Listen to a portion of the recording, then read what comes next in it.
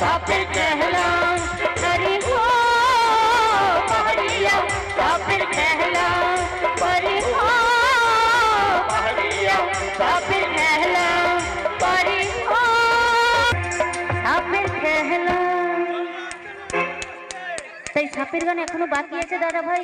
ওই সাপের গান মা মনসা পুজোর জন্য যে যেমন ভাবে পারেন সাহায্য করবেন, না দেওয়ার জন্য কেউ চলে যাবেন।